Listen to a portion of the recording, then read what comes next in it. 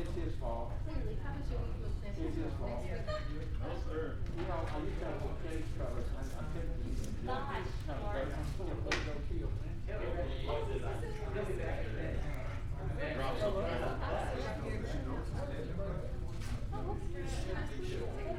All right. Mr. Everson, you ready? All right. Dr. Wilson? Yeah.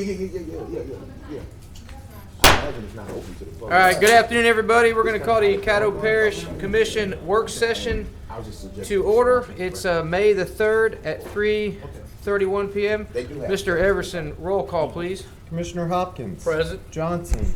Jackson. Here. Young. Present. Burrell. Here. Cawthorn. Present. Gage Watts. Talaferro. Atkins. Chavez. Here, sir. Lazarus. Here. Epperson. All right.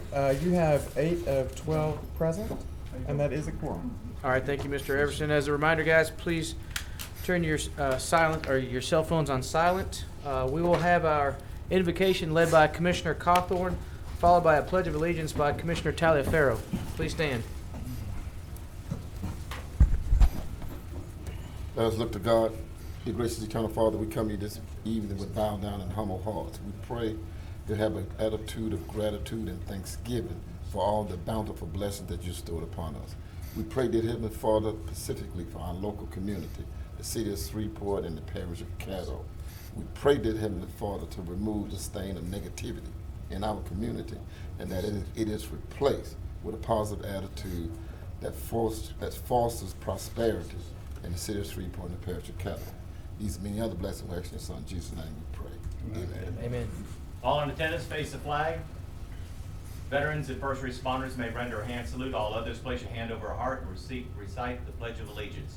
I pledge allegiance to the flag of the United States of America and to the republic for which it stands, one nation, under God, indivisible, with liberty and justice for all.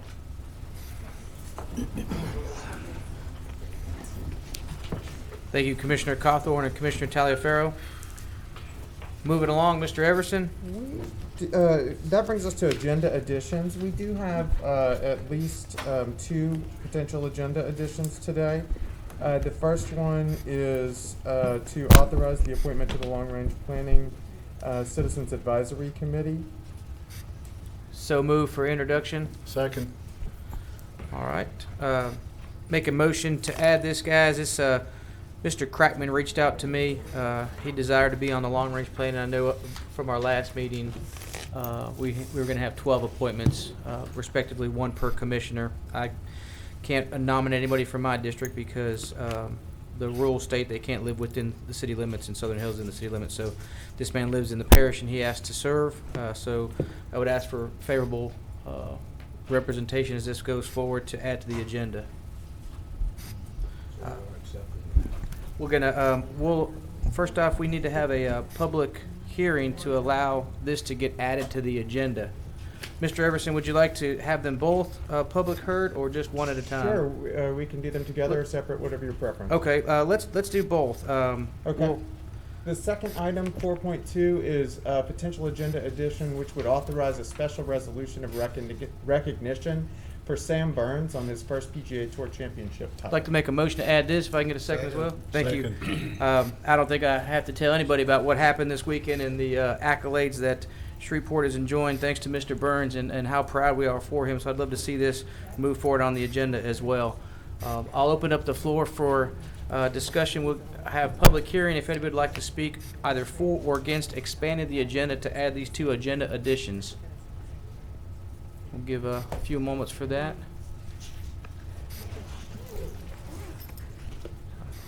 I thought I saw a taker, but I don't. So I declare this opportunity closed for public hearings, and we will now vote on them one at a time, or we vote on them later. Which one, Mr. Everson? Would you like to vote on them now to add to the agenda? Go ahead and vote Okay. to expand the agenda at this All right. I'm going to move back to my chair just to vote since I'm sitting in the president's seat. We'll go ahead and take that vote. I had a comment.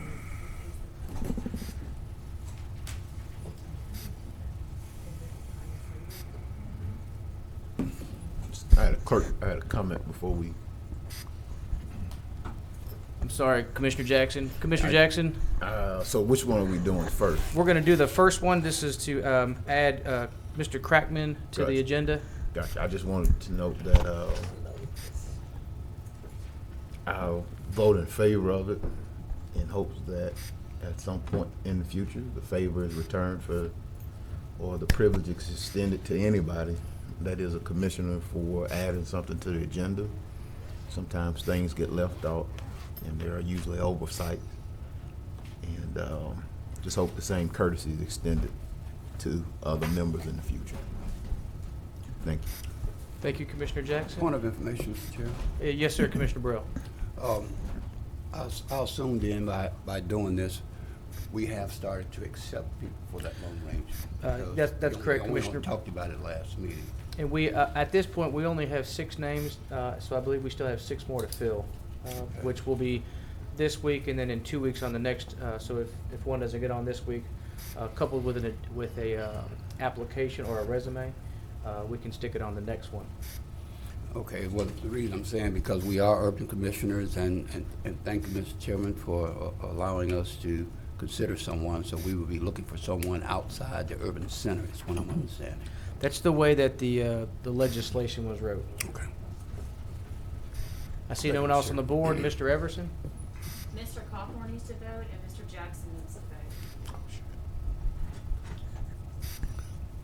All right, that motion carries with 8 in support, none in opposition. Thank you, Commissioners. Now we'll vote on the second. This is to add Mr. Burns to the agenda for the resolution.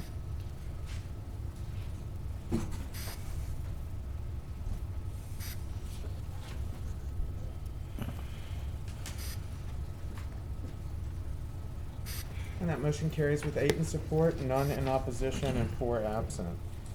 And that brings us to citizens' comments, where citizens who wish to address the commission on any issue other than zoning should please fill out a comment card located in the chamber foyer and return it to the president or the clerk of commission. Individual comments are limited to 3 minutes.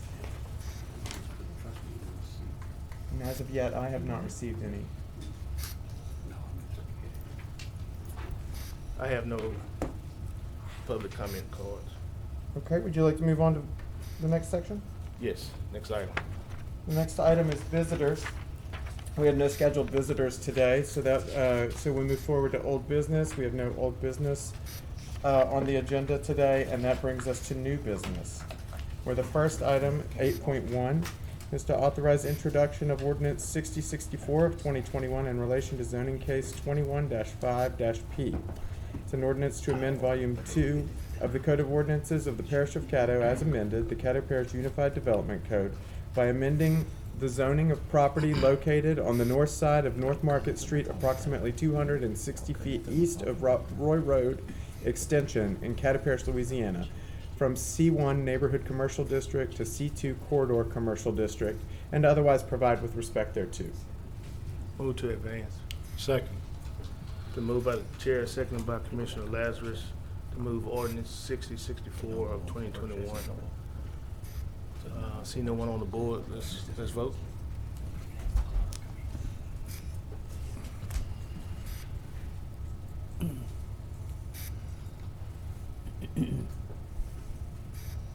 All right, that motion passes with 9 in support, none in opposition, and 3 absent. And that brings us to the next item, authorized introduction of ordinance number 6065 of 2021. It's an ordinance amending the budget of estimated revenues and expenditures for the general fund for the year 2021 to provide an appropriation for a one-time pay adjustment to parish employees who performed essential work during the COVID-19 pandemic and to otherwise provide with respect thereto. So moved for introduction. Second. To move by Commissioner Jackson, seconded by Commissioner Here. Hopkins, to advance ordinance 6066 of 2021. Mr. Jackson, want to speak to your motion? Yeah, I just will say this is something to show, I guess, our appreciation for our essential workers that have performed essential tasks throughout the pandemic. Most of them were out handing out masks, manning testing sites, They've continued to make sure that the payroll has been processed and bills have been paid, and duties of the parish, our roads and bridges stayed up to task, animal service, the wheels kept rolling out on calls, and so I would ask the clerk to get a copy of and attach a copy to the agenda for the letter that the sheriff sent out. I believe the superintendent sent out a letter. And I don't know if the city of Shreveport, did they send a letter out to their employees? They did the same thing. Okay, and attach those 3 letters from those 3 organizations. But we have some great employees that do some excellent work. And there's an opportunity to basically show our appreciation to those essential workers for the duties that they have performed. And I don't think we do anything that is below what the other agencies have done, particularly when we have the resources to do it and to show our gratitude to them. And so I think this is a small token of appreciation to the employees. Thank you, Mr. President. All right. I would like to delay this particular ordinance. If I get a second, I can explain why. Second. So it's been moved by the chair, seconded by Commissioner Talaferro to delay ordinance 6065. I totally agree with what Commissioner Jackson is saying. I just disagree with the timing. We're about to roll into the American Rescue Act, and as part of that, we can actually incorporate this into it instead of taking it out of the general fund and then reimbursing ourselves. I would rather for us to have the money in the bank account and roll out a comprehensive plan, and then from that comprehensive plan, this will be a part of it. It would be more smoother, I think, than to be piecemealing like we did on the CARES Act. I just think that we should have a comprehensive plan moving forward of how we expend the money from the American Rescue Act. Even though this is something that will be reimbursed by it, it's coming out of the general fund. I just think that we should just delay it until we have that comprehensive plan, in which that committee meets on May 6th, so it's not a long delay. It's just making sure that it's all in one package instead of being separate. Commissioner Burrell? Yes, sir. Well, I guess just on the surface, just looking at it, I guess I would like to basically ask the president, have you all not discussed doing what you want to do? Because for it to be an ordinance here, being brought before the public, and the possibility of you all resolving whatever this is, to add it to the rescue plan. Have you all not discussed it, or are you asking it to go to another committee? Well, if it's going to be reimbursed from the American Rescue Act, I would ask for it to go through that committee and be part of the comprehensive plan instead of being a standalone. Okay, well, let me suggest that two of you all, I'm not president, but I don't think that's necessary, I'm a commissioner, that maybe you all can come together on that, because if not, it could probably be contentious, and that's what I would not like to see. Okay. Thank you, Mr. Chairman. Commissioner Talaferro. Thank you, Mr. President. I'm all for, rewarding personnel for doing outstanding work. My initial response is, and Dr. Wilson, you can help me out with this. Did we furlough or lay anybody off during the entire COVID process? No, we didn't, sir. But some employees had to take, if they didn't have the time or a job that they could do from home, they were put on leave. I'm sorry, I couldn't hear you. Thank you. During the course of the time, if an employee's job could not be done from home, and they would have to take vacation or sick time to do so. And if they didn't have sick or vacation time, they just went in the hole. That's correct. Okay. And Those personnel that actually had to work during COVID over normal working hours of 40 hours a week, we did compensate them for overtime, correct? Yes, sir. That's all, Mr. President. Thank you very much. Thank you, Doc. Commissioner Carter. Yes, as it relates to your amendment, essentially, what you're proposing, Mr. President, is just to have one shot at it, meaning that when the money gets in place and the committee meets, we'll add this to any recommendations that come out of that committee. Yes. And then the money in place, we'll do it all at one time. Yes. Okay, that was just a point of make sure we're all on the same page. So you're not opposed to it? No, I'm not opposed Okay. to this at all. It just want to delay it until we Gotcha. roll the comprehensive plan out. Okay, all right, thank you. Commissioner Jackson. I think Commissioner Well, Hopkins. Hopkins. Yeah, I guess my question is to the legal, this says adjustment for essential workers, but in here it talks about one-time payment to all parish employees. Do we need to reflect it differently in the title? Oh, yeah. That probably would not be a bad idea. I mean, just because there is a difference. I know I went 30 years making sure I was always an essential. Because I didn't ever want to be a non-essential. We consider we're all essential. In that instance, they all were essential. Well, that's a new take on it, because we were not always all essentials. Well, you're referring to when an inclement weather, who had to, but in this case, whether you had to work from home or you weren't, everyone worked. Okay. It wasn't. Okay, I just want And to I make think sure. that's okay as well. But we understand your point. Okay, that's all I have. Okay, Commissioner Chavez. Thank you, President.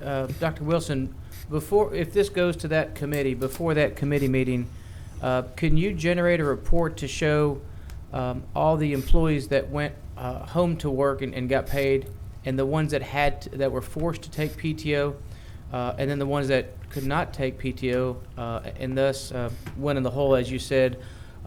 And in that third category, what I'm most worried about is, did we have any that went in the hole and could not be employed or did not come back to work, like they were put a undue hard strain on their life because they did not have PTO? I just worry about our employees that were not able to come back to work after that. Yeah, I don't think we had anybody that couldn't come back to work. Okay, so we did. Okay, that's good, because it'd be one thing if we didn't have any finances, but Right. we were okay through the pandemic. Right. So if we could get that report for that committee to look at that, to add that data. Okay. Thank you, Dr. Wilson. Thank you, President. Commissioner Jackson. I guess I need to figure out what's the issue with the title, because we looked at this a couple of times. So what's the issue with the title today? Well, I was just asking the question because it says essential workers, and at one time, we looked at essential and non-essential. Yeah, But we from did. what they're saying is that they're all essential now. Right, in this particular, Commissioner, if I Okay. may, Right. in this particular instance, Okay. during the pandemic, all functions of the parish still had to operate. Right. In Okay. times when we had to distinguish between essential and non-essential, that has been when we have inclement weather Storm. and some people Okay. stayed Ice home and storm. did not work. Okay. But they still received compensation. Okay. In this case, most every employee had to work. So for example, we still had to pay those employees, payroll was run from the house.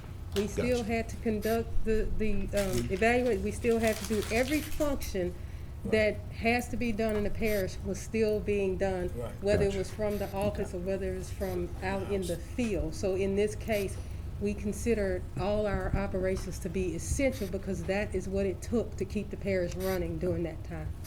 Okay. That answers my Well question. So your question is? My question's answered then. So my other issue is, there's a motion that this be delayed until another committee has their say, but it's my understanding that a committee has looked at it and vetted it, and we have made a recommendation to this body for consideration. And I guess my question is to the clerk and to the parish attorney is there a committee that has to have, I didn't know that we adopted a committee that had to give a recommendation on those dollars. The committee that is in place, my understanding, is an ad hoc committee, and there is no committee, and there is no one person that can have sole and exclusive jurisdiction over a pot of monies. We've always had the ability to make recommendations on any pots of money, and that's what this committee did.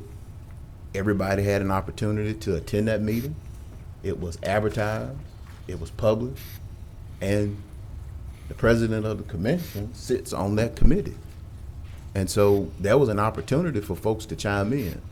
But to say that just because it didn't go through one committee, it went through the pandemic committee, and we're talking about pandemic pay. And so by the time we get to final adoption, my understanding is those dollars will be here. Should be. Those dollars should be here. So by the time we get to final adoption, we've got 2 weeks. This is not being passed today. This is just on for introduction. So I would ask us to introduce this. This gives that committee, if they want to take a look at it and develop whatever comprehensive plan they want to develop. But this gives us an opportunity. My understanding is this wouldn't be able to be paid out until July anyway, right? Yes, sir. So there's some processes that have to be put in place. And our employees, when we were asking them to go out and man those sites, they didn't tell us to wait. They didn't waver. They stood up and they did what they had to do. And we have the resources. Again, no dollars are about to be expended right now. So it's very well, by the time this gets adopted, and tell me if I'm wrong, legal or finance or whoever, by the time this gets adopted and put in place, all of this could very well come from that pot of money, right? Without having to do it from the general fund. Is that correct? Because I think we went back and forth on what pots of money to take it out of. What was the idea behind doing it that way? Because we had discussed that. We did. We determined the general fund just because you all would present the rescue plan at a different time, and so we don't really have a budget there. So we just decided it was best to just do it out of the general fund. And you're correct. By the time we've heard that we should get the monies in this month, within the next 2 to 3 weeks, and so yes, we can at that time still reimburse and pay it directly from the fund.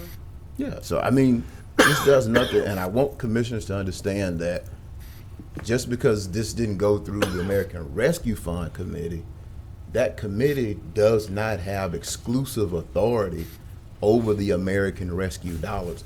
There are going to be other recommendations from the Pandemic and Natural Disaster Committee. Now, if we're going to give the American Rescue Fund Committee exclusive authority over that fund, then the body needs to adopt an ordinance to do that. And Mr. Clerk, have we had an ordinance that does that?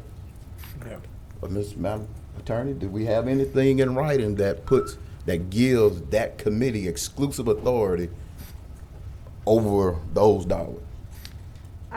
No, sir, it's my understanding that, that is an ad hoc committee, and the pandemic committee is an ad hoc committee, all appointed is to serve at the pleasure of the president. Right. So those are all things that are at the president discretion of the commission president.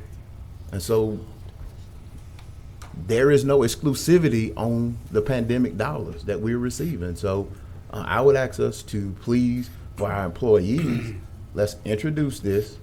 I agree with Commissioner Burrell. Let's have whatever conversations we need to have.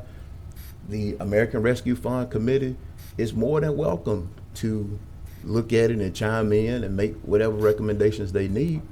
But again, by the time we get to final adoption, those dollars will be here, and by the time any check is cut, administration, they'll have their processes in place, and they can say we can either take it from the American Rescue Plan funds or we can take it from the general fund.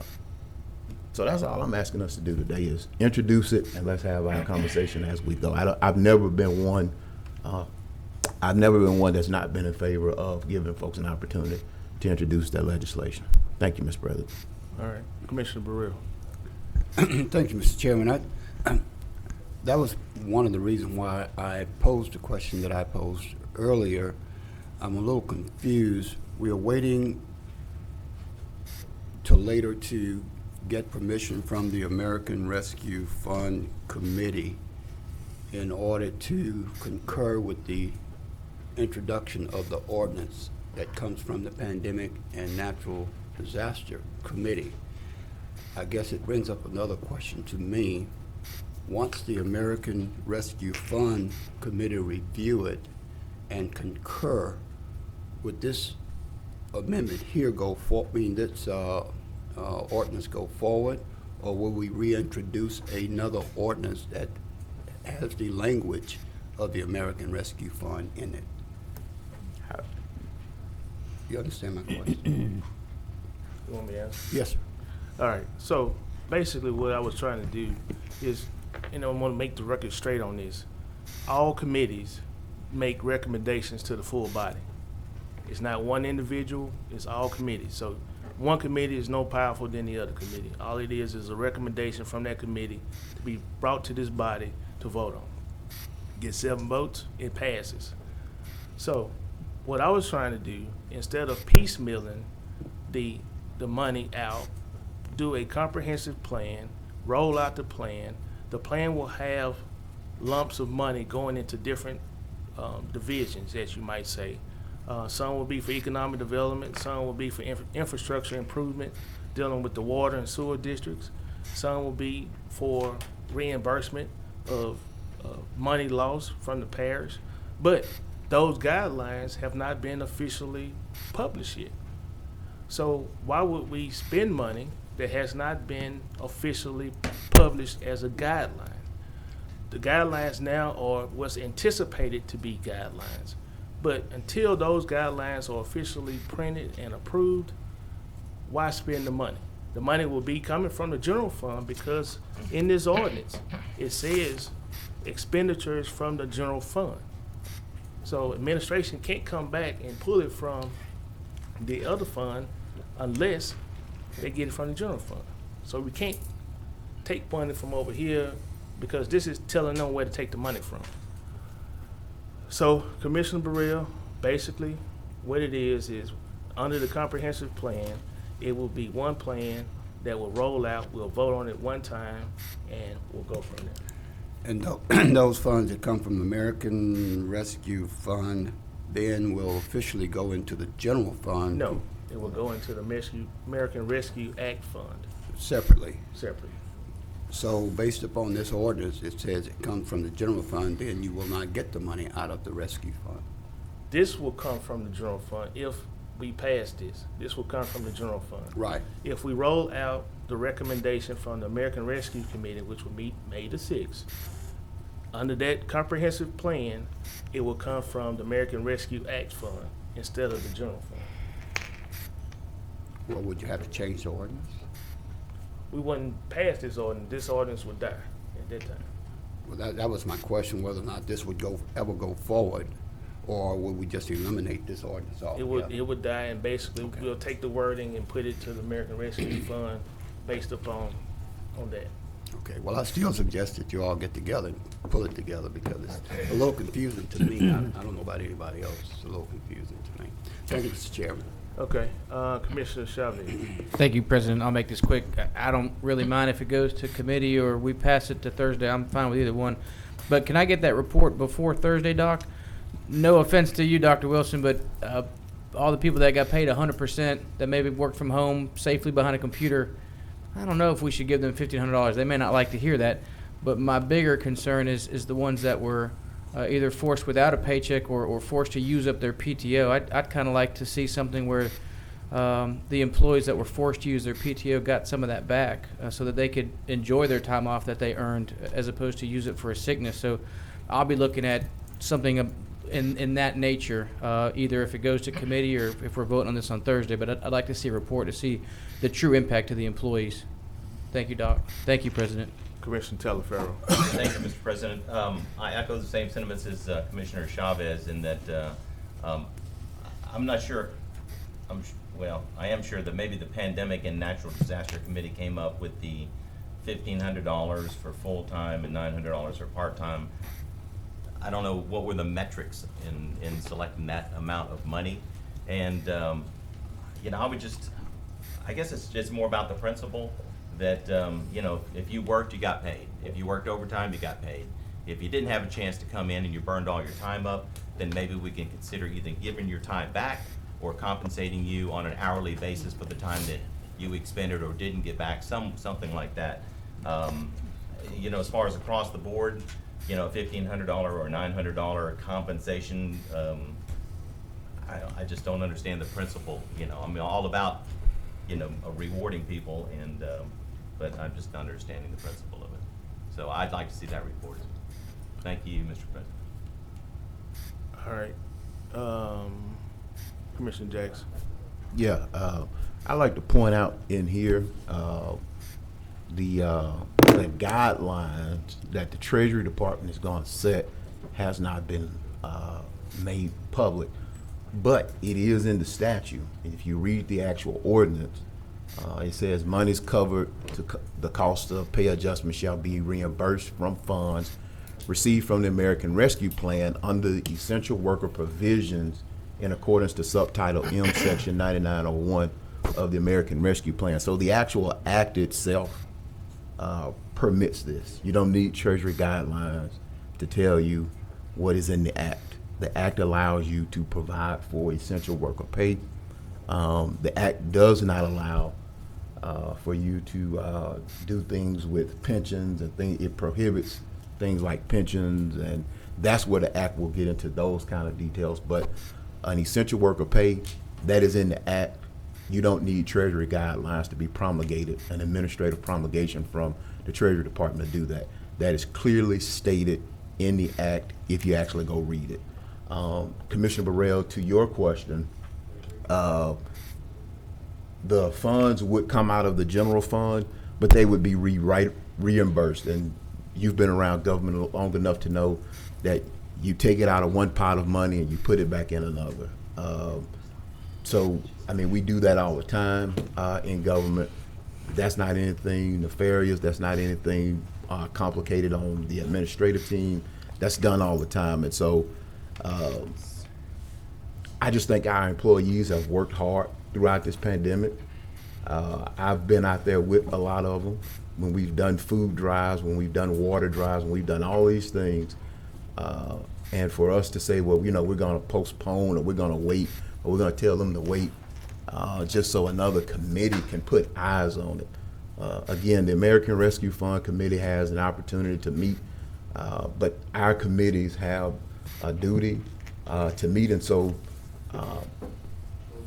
we have jurisdiction to be able to spend dollars at that committee level, or to recommend, not spend, I shouldn't say spend. We have jurisdiction to be able to recommend to this body to do this, and all we're recommending is that we move this forward to Thursday, and that, you know, any conversations that need to be had are had in between that time. Any discussions need to be had are had within that time. I don't think we should tell our hardworking employees. I think we have a capable enough administration and staff to get the questions answered that you want, Commissioner Chavez, and work through that.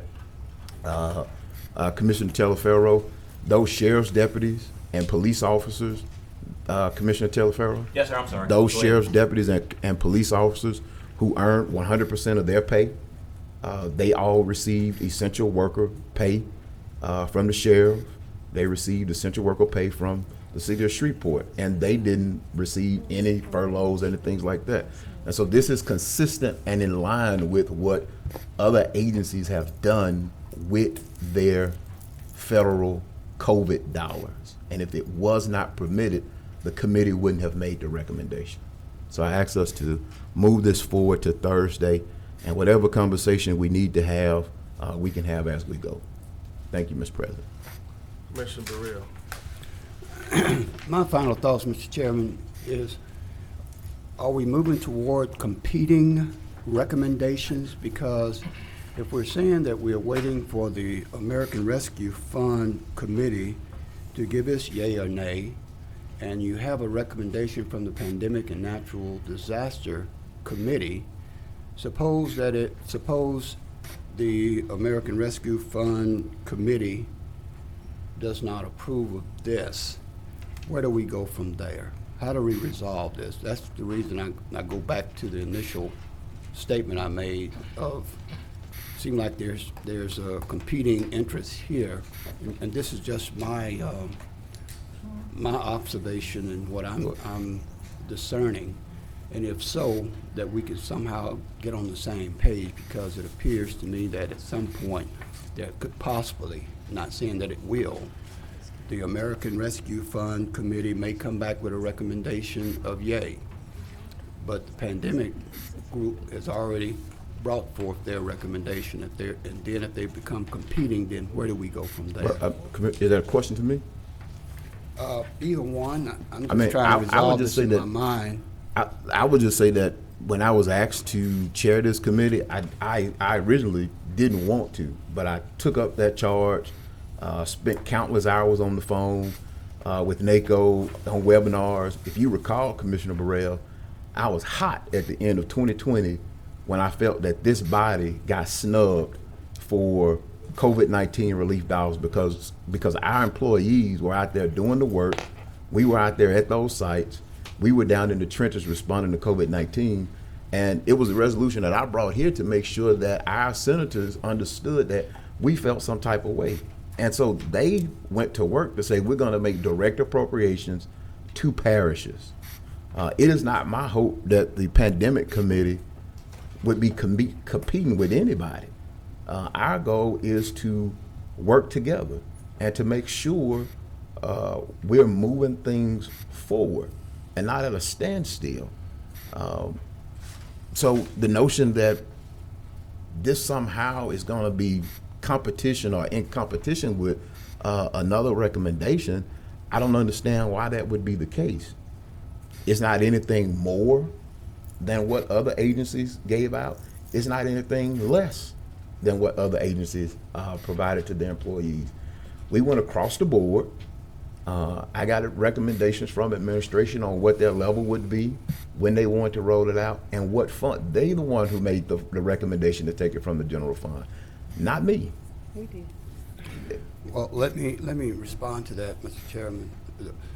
I'm not saying that the Pandemic and Natural Disaster Committee would necessarily be in conflict with the American Rescue Fund, but if we're seeking approval from the American Rescue Fund before we can pass this, there could be I agree. some competition. I agree. And I'm trying to resolve it now so that we don't get this into the public. Well, I agree. And I have said if it is the goal of the American Rescue Fund Committee to sort of set the pandemic committee to the side, Either one.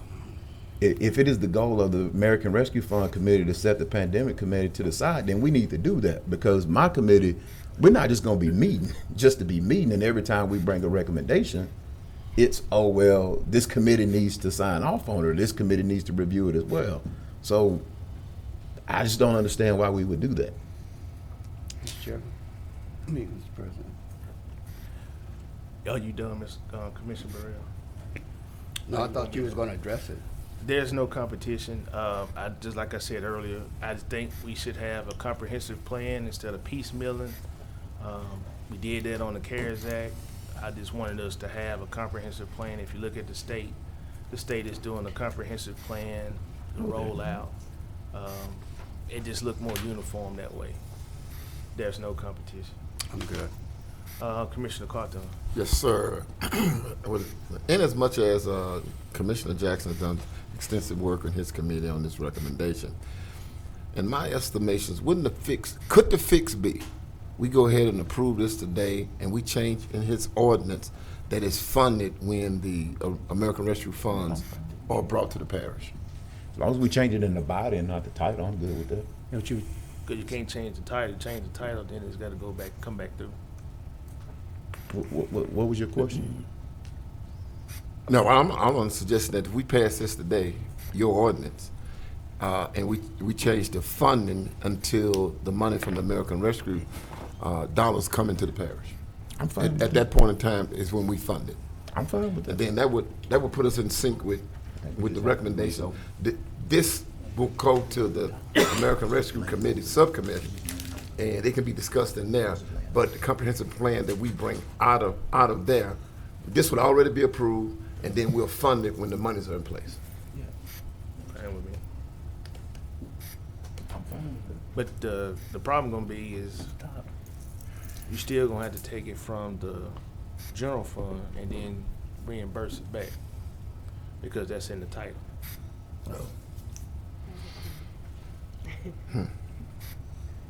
Again, I got the general fund from the administration, so. Yeah, Yeah, because the other fund is not available yet, so. I mean, but you can budget anticipated revenue. Right. Right. Well, that's my recommendation. Thank So you, that President. still would make it lay over more than the 2 weeks. More than 2 weeks that he's interested in. Right. Okay. You still got 2 weeks. I mean, yes, The life should be so it would be 2 weeks. This is just introduction, maybe it's not adoption. So is he going along with your friendly amendment or not? If you do it today, it's just introduction. I mean, if Commissioner Jackson doesn't I'm need to fine do with it. that. Because it's just introduction today anyway. It's not final adoption. And so you have 2 weeks to advertise it with that But amendment. it's gonna take more than 2 weeks to do all the other stuff. That's what he was basically saying. No, if you add that to the title, it still has to be advertised for 2 weeks. But you can't add the title today. No, It's already been advertised now. No, we couldn't add the title on Thursday. We can't change the title after it is adopted today. That's my understanding of the way the It public. has to be re-advertised if we change the If we title. change the title today, it has to be re-advertised. No, if you change the title today, it's gonna lay over. It's gonna lay over for 2 weeks. But it can't be advertised in the newspaper or official journal. We have to, That's the problem we run into. yeah, we have to send them in early. The journal's only published once a week, so in order to get it published so that it's in compliance with the bylaws, we would have already had to send it in by now. Oh, okay. Well, I'm fine with whatever compromise can be agreed upon. I think we just need to, I'm for introducing this today. And whatever we did to get past the title issues on the creating the fund, I'm for doing that on this. That created the fund. Well, so you we want to know go what we along with voting the on? friendly amendment? I'm fine with it. All right, so state your motion again. A friendly amendment to the, All essentially, what I was trying to do is, since that we already got the ordinance before us, and the biggest thing was the discussion of taking out the general fund.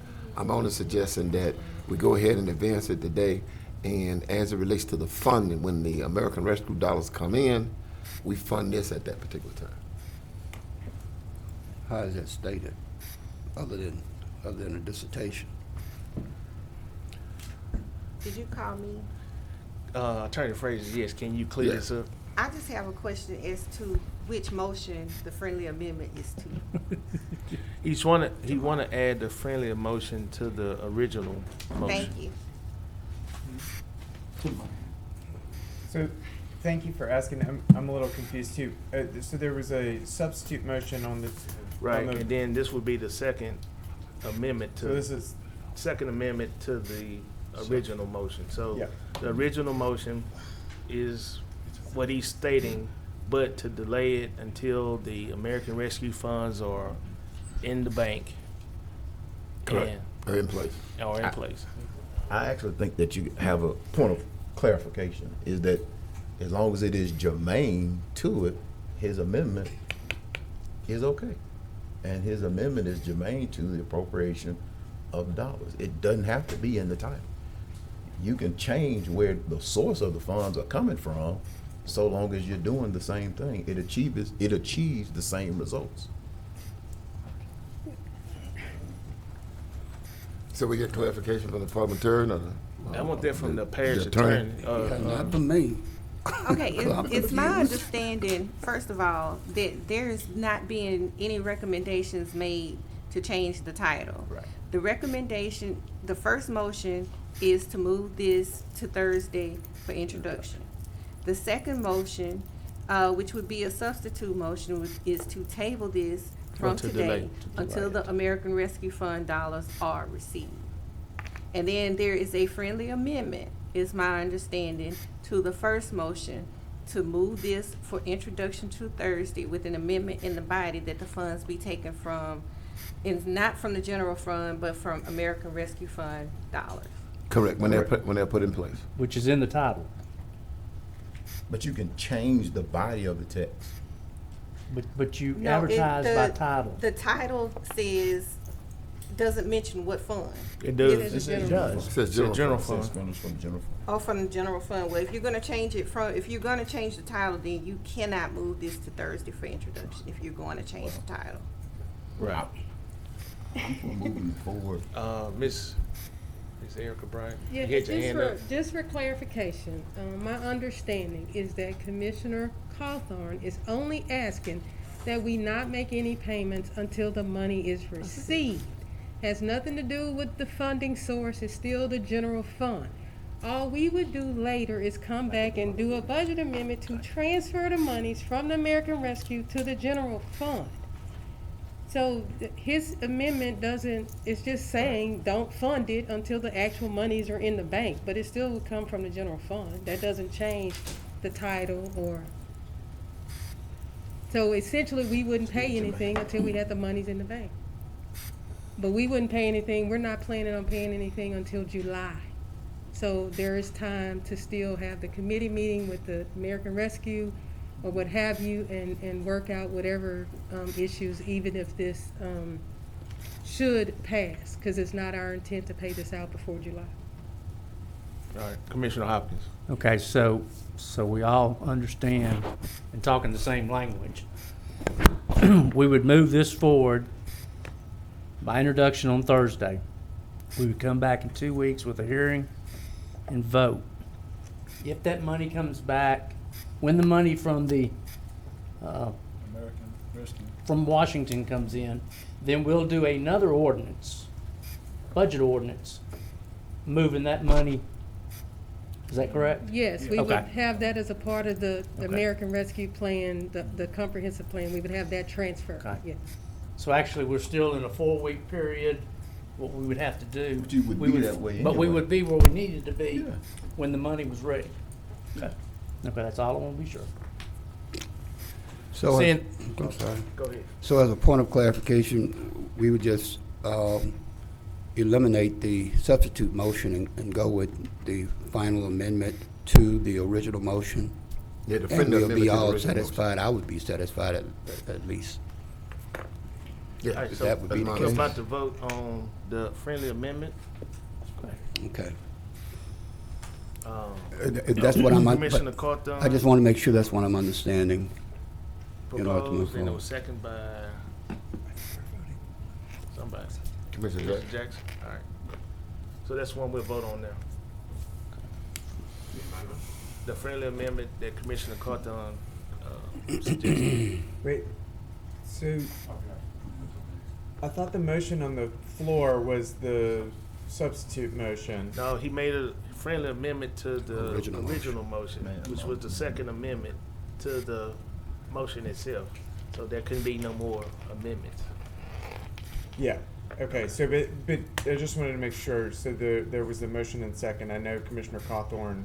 And Commissioner Jackson seconded that. Okay.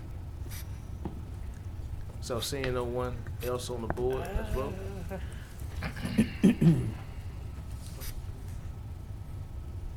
Okay. We got to vote on them in order? We vote on the last one, which was the one that Commissioner Cawthorn suggested.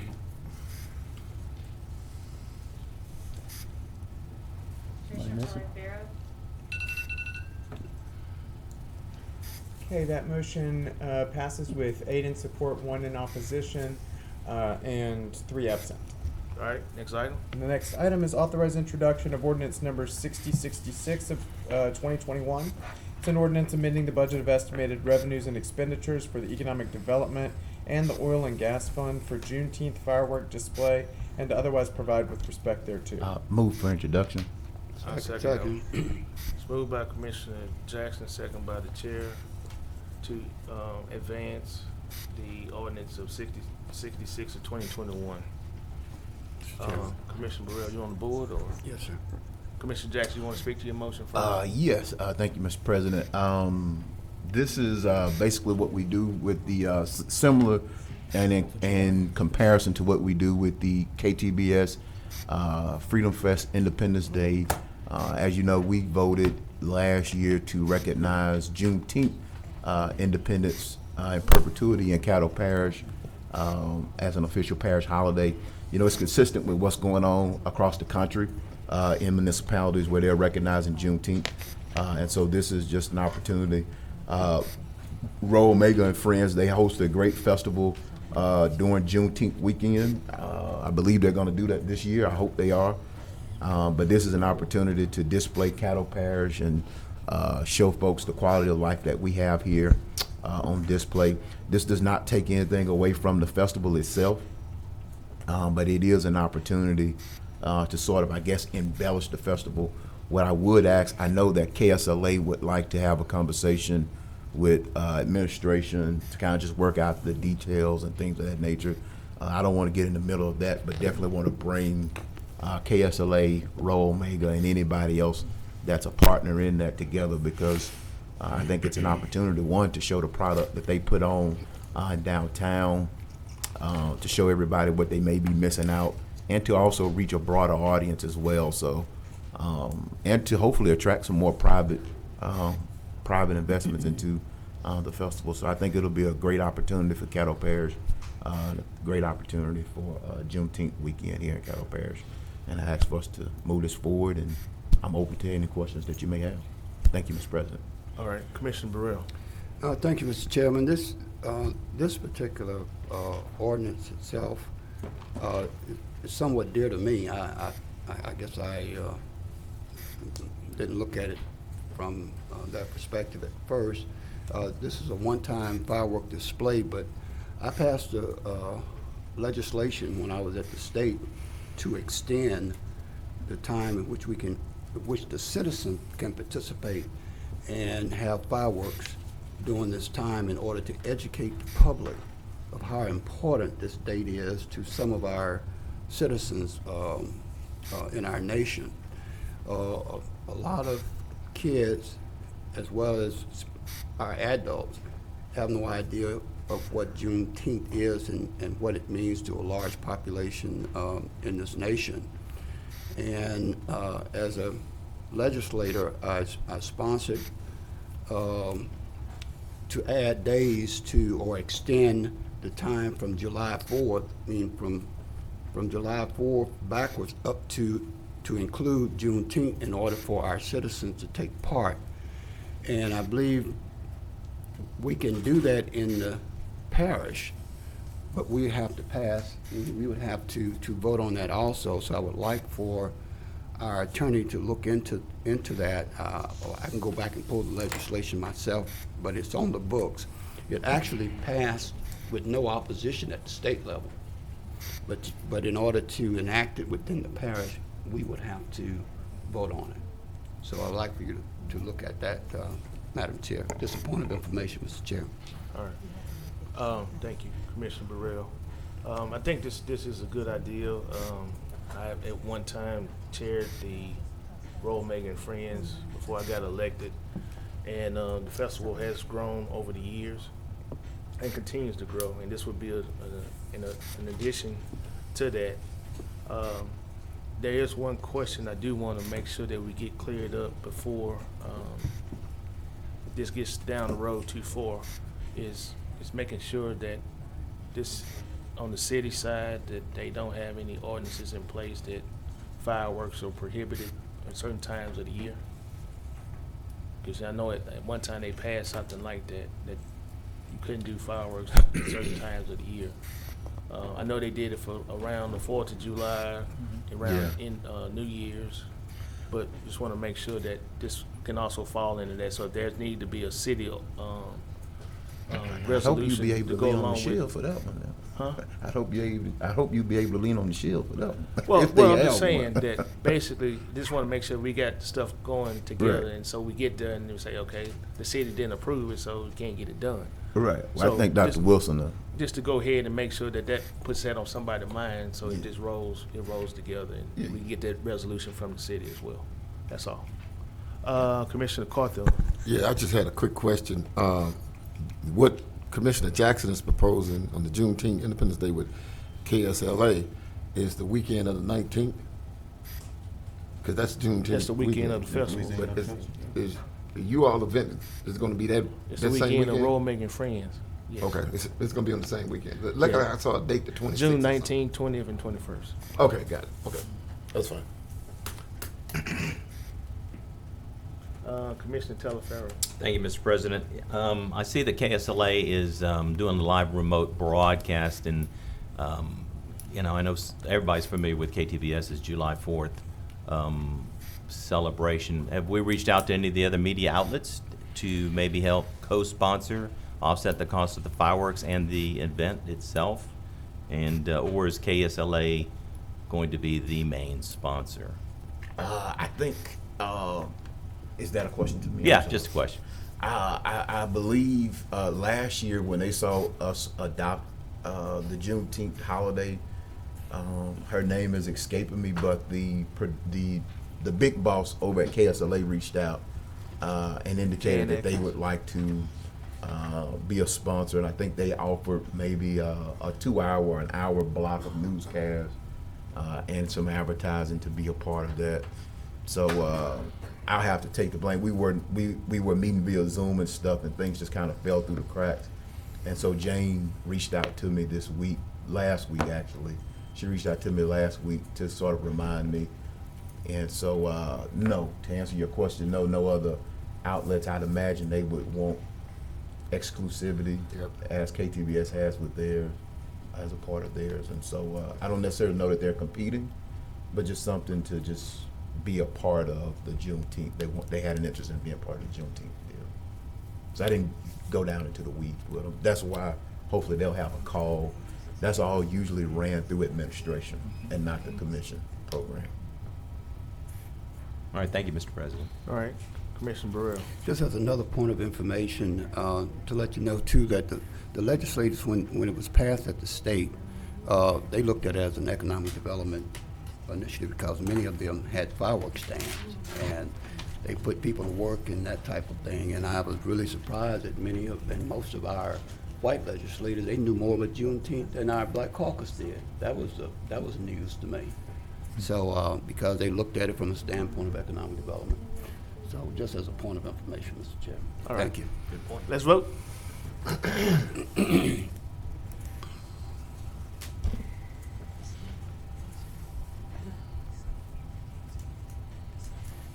All right, that motion carries with 8 in support, none in opposition, and 4 absent.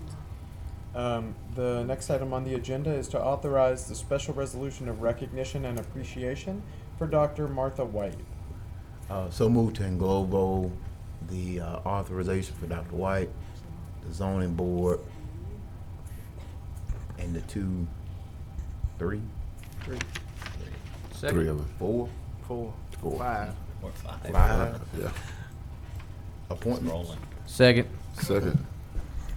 So that only leaves 8.11 Mhm. and 12. Y'all agree I'll with that? speak on my motion. Okay. I just want to note, as I always note on these appointments, is that we haven't run anybody's background check. We haven't went and dug up who did what in the 3rd grade. We're not asking for no resumes to be piled in. And so hopefully that when the next opportunities roll around, that we wouldn't do that. And, that's just kind of my sermon. That's kind of the hill that I'll die on when it comes to these appointments. Is I try to support everybody's appointment, even the ones I don't know. And we should give everybody the same respect when an appointment comes up. Thank you, Mr. President. I think all of them got resumes, pretty much. Yeah. Okay. Commissioner And Hopkins. I'm happy to give Commissioner Epperson one of mine. I see he has 2, so he can have one of mine. He can count for the District 3 rep, Mr. Clerk. He can count. One of Commissioner Epperson's can count for the District 3 representative because I wouldn't have anybody. Thank you. So, I plan to get someone. I didn't know we was. Commissioner Hopkins. I would just ask that legal double check and make sure they do come from the unincorporated areas as in the resolution. Thank you. Let's vote on the englobo of 8.9, 10, no, what is it, 4, 5, 6, 7, 8, 9, 10. That's it. You can't let us get out of here before 5.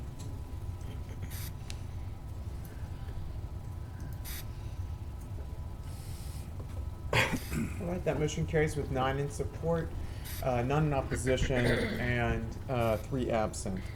And that brings us to the next item, 8.11, which is authorized Louisiana Community Development Block Grant project selection. Commission to make project selection to forward to the state for possible funding relative to the LCDBG program. Move to adopt. Second. Been moved by Commissioner Lazarus, seconded by Commissioner Cawthorn to advance the authorization of Community Development Block Grant project selection of Water District 7. Seeing Commissioner Lazarus, you want to speak to your motion? Just briefly, this is a water well project for Waterworks District 7, which is in southwest Caddo Parish, my district. They've lost a well from iron content, very, very old well, and needs to be replaced. Public Works endorsed this at the Community Development Block Grant meeting, and I ask for your support. Thank you. Commissioner Young. Thank you, Mr. President. I noticed reading this that it's funding, or it's a request for funding for a new well, and I remember in our, I think it's Long Range Planning Committee, where we approved funding for the water systems in Blanchard and Greenwood, over in Greenwood, that there's sort of a statewide policy to try to get people off of wells more and more, and that's one of the reasons that we were interested in participating in those water systems. This one is not to get people off a well, but to build another well, and that's probably fine in a lot of, in some cases, but I wonder if there's any way to put into this or something separate to try to consider other sources of water that could be made potable for this community. Well, to help you out on that, that goes back to the water study we did years ago. And so on the south side of the parish, that water source would have to come from the Red River. So you would need a water purification plant in order to make that happen. What happened on the north side of the parish is that the Blanchard water system actually expanded and grew, so they had the capacity to take care of North Caddo and parts of North Shreveport if needed to. But the south part of the parish, we hadn't found that location to have that water purification plant. Okay. Because it would have to come from the Red River. So, okay, so this, so the state is gonna fund a new well, even though they have another policy that prefers people not to be on wells? If they decide If to they do it. qualify. So basically, it's in competition with the other water districts and sewer districts here. So that now goes down to Baton Rouge as the Caddo representative for the grant. When it gets down there, there could be other parishes that have a system that's in worse shape than that. And so the state will then grant it to whomever they feel needs it the most. Okay, thank you, Mr. President. All right. Seeing no one else, let's vote.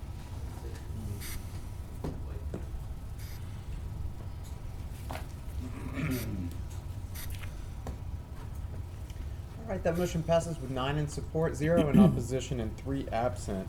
The next item is 8.12, and that's authorized Caddo Homeland Security update for Thursday's regular session meeting. Moves to Thursday. Second. Been moved by Commissioner Jackson, second by Commissioner Chavez to advance 8.11. Commissioner Jackson, want to speak to your motion? Yes, yes, thank you, Mr. President. Can we please make sure that our Homeland Security team, as well as, okay, because I think they're trying to get a extension on the disaster, and I copied y'all on those emails. I copied y'all on those emails, and I don't know if commissioners have been reached out to from the FEMA external relations, government relations person. Myra Chase? Myra Chase. And she reached out to me as chair of the pandemic committee She doesn't talk to non-elected officials. I'm sorry, Dr. Wilson. I don't know what that's about. Yeah, she certainly don't. Every time I try to steer her back that way, she lets me know that that's not what she does. So I don't get it. I don't understand. I even tried to orchestrate a meeting between myself, the president of the commission, long range planning and natural resources, with y'all in it, and she kind of rebuffed that. So it just, I don't understand it, but she did convey that we're not meeting our public assistance threshold for the winter storms. And she thinks that we should work with some of the small rural towns. She met with Mayor Festivan, who said that he didn't have the capacity to fill out his stuff. And I think she met with the mayor of Greenwood, who said he didn't have the capacity to fill out his stuff, and they just weren't gonna fill anything out. Yeah, I think I'm meeting with them. Okay. Wednesday Okay. morning. So the goal is to hopefully bring everybody under Caddo Parish and apply as Caddo Parish. And then she's checking to see if we can reopen this up for Hurricane Laura. Is that where we had the $1 million damage? So the goal is to go forward with that appropriation that we have on Thursday, but see if we can get reimbursed up to 75% of our $1 million back. Do y'all have some information about that already? Yeah, there's an explanation. Well, she said that when she looked, she said that we did not apply for it. We had, it's an insurance covered damage. You get it. Okay. You use the insurance first, Oh, okay. and then you can use what the insurance would cover. Okay. So she seems to think that that million, so that million is what the insurance wouldn't cover? Well, yeah, frankly, with $1 million, and then you took the deductible. Right. So she seems to think that we can get portion of that million back. I think we looked at that. So Yeah, do you have an explanation? so we'll take her whatever lead she gives. She Yeah. seems to have the, if we can get portion of the, I don't care. We're not turning no money down. Right. But she seems convinced that we're leaving monies on the table, and she doesn't want us to do that.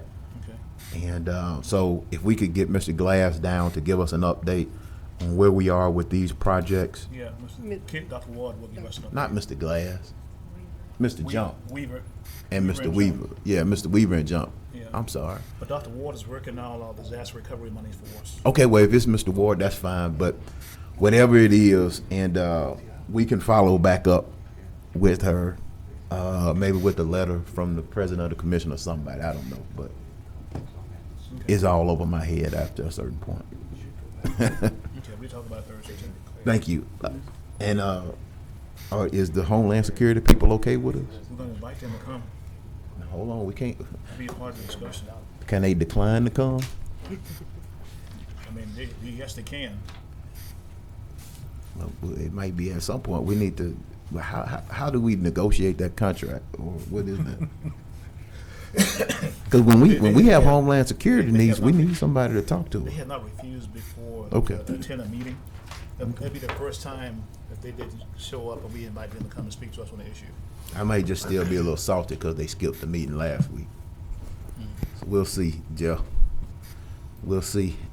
Have you already sent it to Robert already? I have not sent this one to Robert, but we did Yeah, discuss. Tim reached out. Tim, I think Reached Tim out? Okay. has reached out. But make sure either Robert or the sheriff is here. yeah, Tim's already done it. Okay. Okay. Tim, you have a point that you want to add to this discussion? Okay. All right, As long as everything is good, I'm good. Commissioner Burrell. Thank you, Mr. President. Thank you, Mr. Chairman. So I'm not that familiar with the FEMA request relative to the winter storms. What does that cover as it relates to the parish? Any storm damage that was incurred during the storm, Laura, as well as the ice storm, a month before last ice storm? Now, is that business and residents, or? Yeah, residents have a separate portal that they can submit their request to, then government have a separate one. Okay, because the reason why I'm asking, I went through that before, and I applied to FEMA, and they sent me to the SBA, in which they didn't do anything. They said that the insurance company should Yes, cover sir. it, but then now I'm having to sue the insurance company because they don't want to cover it. Yes. FEMA will direct you to your insurance company first if you have insurance Yeah, well, coverage. well, State Farm, here I come, so, okay, good. Let's vote.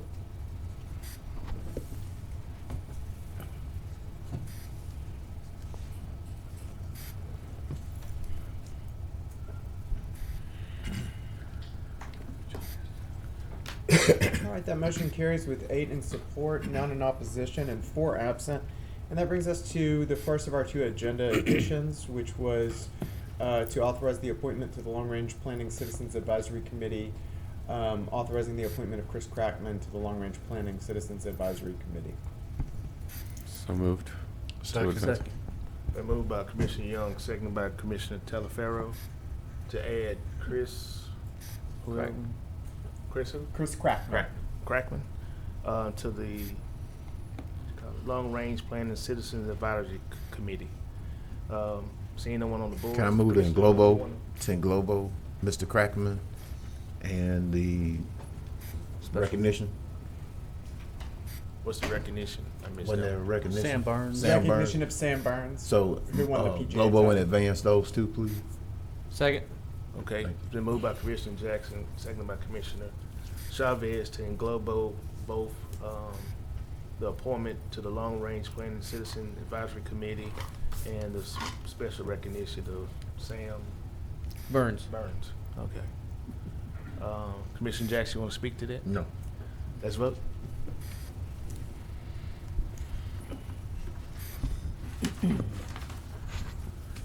Okay, that motion carries with 9 in support, 0 in opposition, and 3 absent.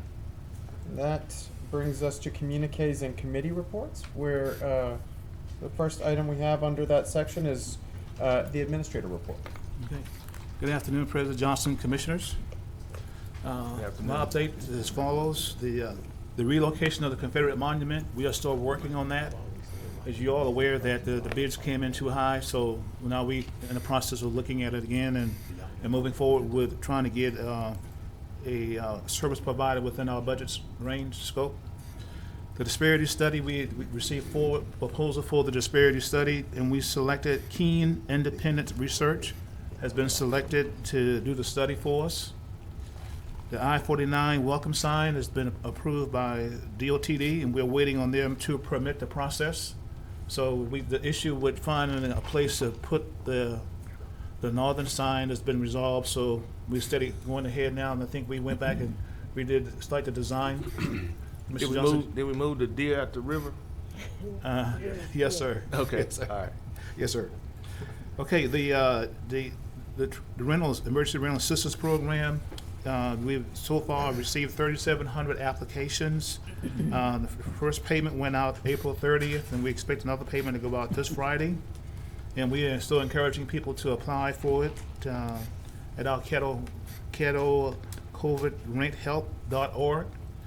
The E. Edward Jones Housing Trust Fund, the RFP was put out on April 22nd. We think that will be back around June 30th. And also the summer intern program will go online this Friday. And we're encouraging you all to refer your students to apply online, and they can also put who recommended them as well on the application. So that concludes the 6 items that we normally give you an update on every work session. And any questions, I'll be glad to entertain it for you. Yes, Commissioner Burrell. Thank you, Mr. Chairman. This may go to Ms. Bryant. She's there. Okay. Where are we on this request that we made through the, I believe, was it Economic Development Committee that dealt with the securing of funds to assist in the buyback program, I think? Yes, sir. We reached out to the DA's office, and we met with the chair of that committee. We're waiting on the chair. We're going to get a meeting scheduled to discuss how because at the time we did not provide any dollars. We're trying to see how much it would cost and if that agency is willing to conduct that program again. So let me get with the chair again to see if we could get that meeting scheduled. Okay. Thank you, Mr. President. Commissioner Jackson. Thank you, Mr. President. Thank you again to administration for the rental assistance program. I know we had some discussions last week during the P&D committee about upping the number. Have y'all decided on whether y'all want to up the number of the weekly lottery or keep it at 300, or how y'all want?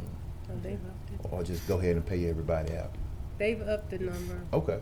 So we're pulling what, 350 now? Yeah, 350 or so. 350? Okay. Ma- 400? 400 was, Okay. chosen last time. Okay, and I did send a young lady or person over to y'all who was trying to say that hers was a little bit more urgent and she couldn't wait on it, so I sent that over to y'all. Yeah, we have that name and we Okay. will research that one. Okay, and the other, I'd like to say thank you to Valerie for putting out the RFP. Hopefully, we'll get some good responses back on the E. Edward Jones Housing Trust Fund. It's a great opportunity for us to engage national stakeholders in it, and hopefully that the interest in it will be good to manage that fund. And so I had a chance to kind of read through it. I know it's taken us a while to get there, but I do want to thank her and staff for putting that out on the street. In fact, I had one of the guys at the Louisiana Housing Corporation complimented, sent a compliment. So they pulled me to the side after our meeting on Monday to compliment the RFP. They would have thought that we did this every day. So whatever expertise was consulted or whatnot, did a good job on it. So I'm always willing to recognize when we get things going right and when it produces a good product. And so thank you for that. Also, I guess I'll say that under communiques. But I did get your report from the government affairs. I guess I should use a better term, government relations. I like to use the word government relations expert. Yes, that's correct. That's good. And I thought it was a very thorough report, and proud to see that we do have somebody working the government relations piece. I do understand that we got an extra $100,000 somewhere today. Did y'all hear that? Have y'all heard about it? That we got an extra $100,000 for Parks and Recreation. Oh, no, it's a grant. It's A grant. A grant for feeding kids. Through the Senate supplemental Oh, bill? no, that's something. No, that was Oh, something that it's came out of the legislation? legislature today. Oh, okay. So y'all might want to follow up with It came the, out of the Senate. I believe it came out of the Senate today on a supplemental appropriations bill. So, I know we just got one last week too. so for those that, for 100,000? 50,000. 50,000. No, this one here was 100,000. Okay. And so for those that don't understand the benefit of having that government relations aspect of it is you have to have somebody down there at all times that have those relationships that can reach into the pockets of state government and bring monies back to Caddo Parish and Shreveport so that we're not so dependent on the resources that we have.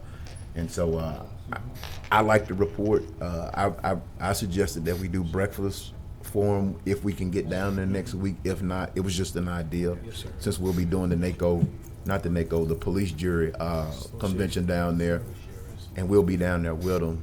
But I do have a question about one of those bills. I don't know if I should address it now or under communiques, but I don't know. I'll do it under communiques. But thank you, Mr. Administrator, thank you, and good job to the acting administrator on your absence, Doc. Oh, yes, great job. Thank you.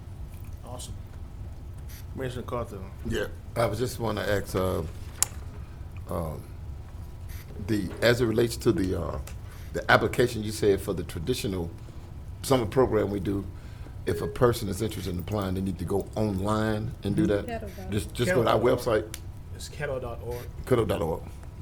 Okay, cool. And also on the rental assistance piece, you said we've done how many applications so far?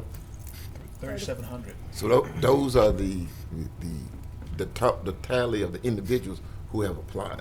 Yes. And so we haven't closed the, It's an ongoing process. okay, all right, thanks. Thank you, Mr. President. All right, Commissioner Chavez. Thank you, President. To Commissioner Jackson's point, I know Dr. Wilson looked a little confused. State rep called yesterday asking, did we need anything in our area?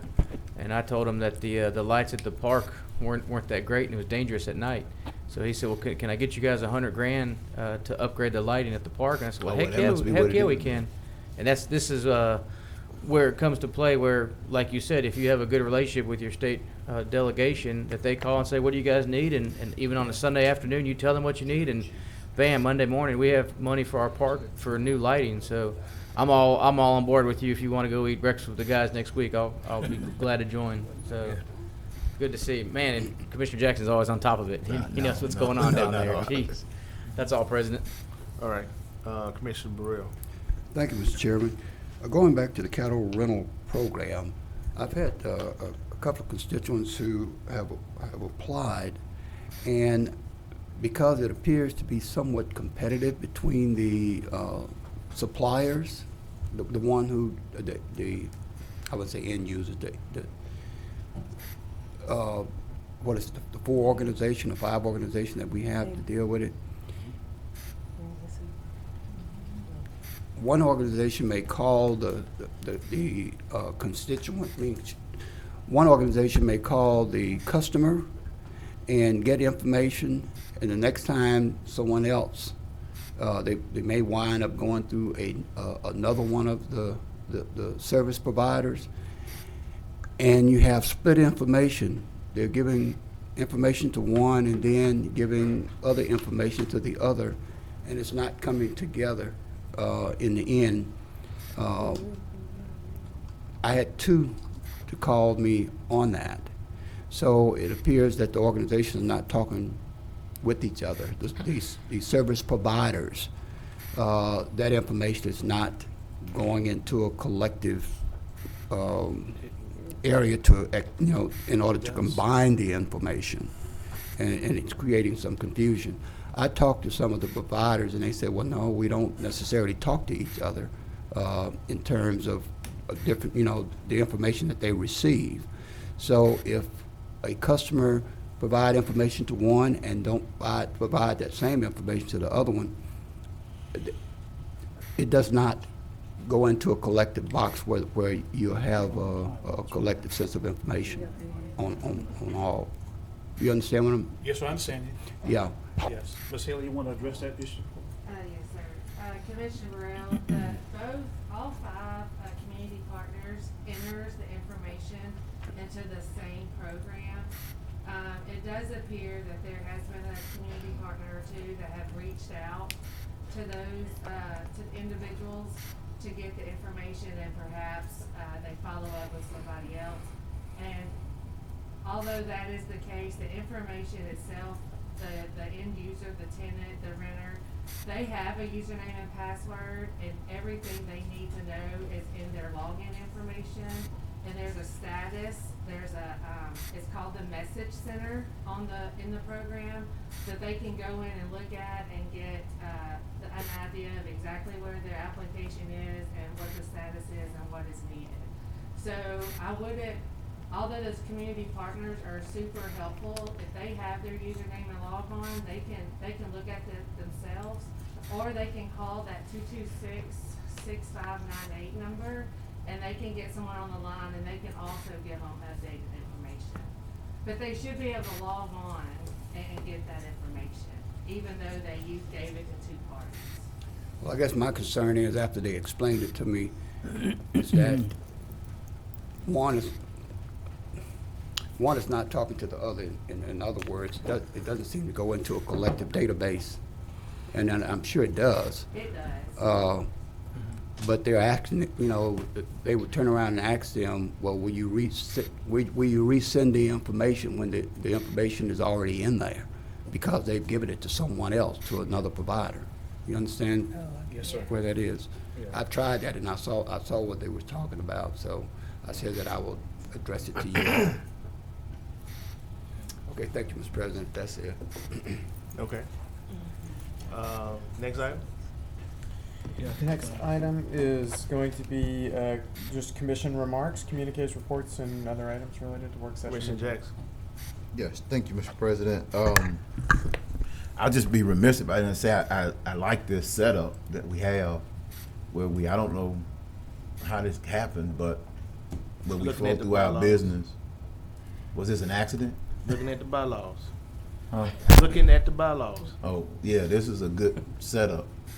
If I could, so this did happen because when we were in the Personnel Policies and Procedures Committee meeting, we saw that in the bylaws, this is the order that is written in the bylaws. Yeah, this is a good setup. Since then, we have actually identified a resolution that was passed sometime a few years ago in 2018 that wasn't reflected in the bylaws. Oh, okay. And that was the one that added that second communiques. So, so I think technically Well, the it way it added a was second being one. done may have been correct. But has the administrator report and all that other stuff been at the end? Was that So supposed to that's the always way been at it's the set end? up in the bylaws as is. Now I'll review that 23. Todd was doing it 2018. wrong all this time. No. I'm just, I had resolutions each time we did I'm something. just, no, I like this flow. I Yeah, mean, me too. we do our work, and then all that, communiques and conversations can take place at the end. To answer your question directly, the 23 of 2018 Yeah. does specify that the administrator report and president's report be at the front communiques. I think we should repeal it and undo it. I just like this flow. It's just me. I like this flow better. Yeah. Can jump right into our work and do all the rest of our communications at the end. So rest assured, Mr. Chairman, I'll be making that recommendation in our next committee meeting that we go back to this kind of setup. And I think this is the time that we can do it, since Yeah. we're still in the bylaws, making Yeah. changes. Because it flows well, and that's just my thoughts. Others may have a different opinion. I did want to ask either Dr. Wilson or Attorney Frazier or Henry, whoever has read House Bill 105. Has anybody read House Bill 105 Yes, sir, it wasn't relevant to. about the port? Oh, Yeah. Henry, Henry. I read it. can you? I have some questions about it, and I'm probably gonna have to ask Mr. Clark some questions too.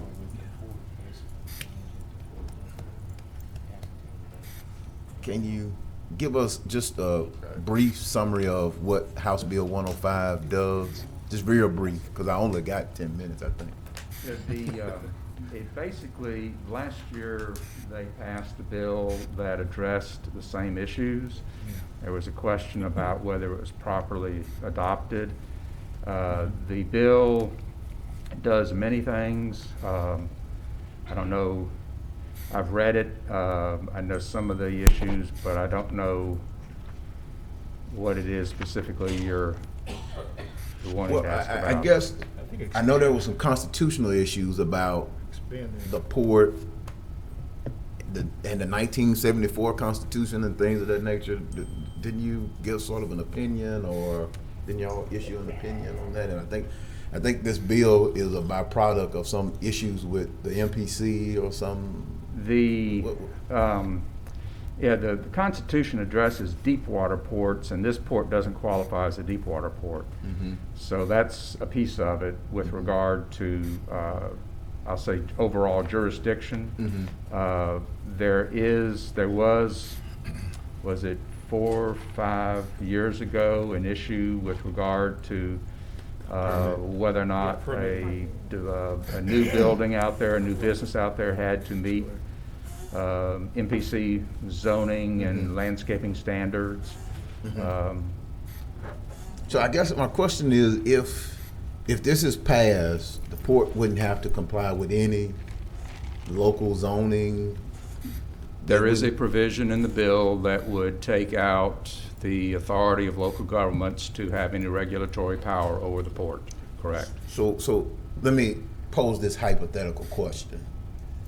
Let's say the parish commission, because I saw on my zoning agenda, thank you, Mr. Clark, we get those now, where the school board is proposing a garden or something, and the school board has to go for zoning.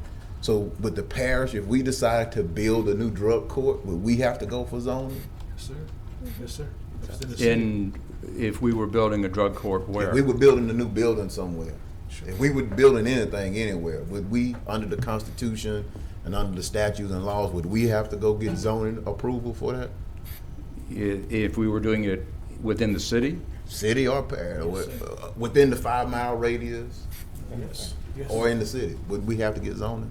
I think it's only for the box Correct. on the statute. Yeah. yeah. We had to get zoning for the box. That's correct. Now, there is a distinction between, and there's actually been litigation in the New Orleans, in fact, quite a bit of litigation in the New Orleans area with some of the older jurisdictions down there as to claiming that they were state agencies, and therefore the city of New Orleans could not exercise control over them with regard to permits, zoning, and the like. And that it goes back and forth. The court cases go back and forth. From that standpoint, but we would not be in the position vis-a-vis the city as the state would be. So from that standpoint, we're not any higher up in the hierarchy than the city. So yes, we would have to cross our T's and dot our I's with the zoning in the city limits. So if this bill comes to pass, and I'm not against the bill, but the local government body, the duly elected officials of the parish, municipal government, would have to get permission or get zoned for something, but the port would not, if this bill comes to pass. That conclusion Assuming is it correct. doesn't go to a court challenge. That conclusion is, if that conclusion is correct. So let me ask you this. Let me ask you. So the parish would have to be zoned, but the port would not. Correct. So let me ask you another hypothetical. Let's say I own a piece of property and the port has parish-wide jurisdiction on property, right? The port does have jurisdiction parish-wide. And so let's say I want to build a liquor store, and I'm not saying this would happen, but let's say because Eric It's what lawyers call a hypothetical. Right, hypothetical. So if I owned a piece of property and I wanted to build a liquor store over in Broadmoor, smack dab in the middle of Broadmoor, I would have said Southern Trace, but John's not here. But I just wanted to build me a daiquiri shop over there, daiquiri shop and liquor store. And I could convince the port to take ownership of my property and build the liquor store out for me, do it under a pilot. Let's say I want to do it under a pilot agreement with the port. But nobody would be able to stop that liquor store from being built, permitted. Not as a matter of regulatory authority such as zoning or building permits. That's correct. Okay. So do you foresee that being challenged in court or anything, or unless we have to be the ones that would challenge it, or what? I don't know, Commissioner. I know that in the area of the port in the past, there has been some zoning disputes. But I don't know. I'm not against the bill. I want the port to be able to have broad latitude to do economic development. I would like for administration, legal, to give us some direction on, because I don't think we should be on the sideline on the bill, because I don't think Eric would do what I just described, but we don't know who will come after Eric, nor the board members behind them. At least an exemption to protect residential properties.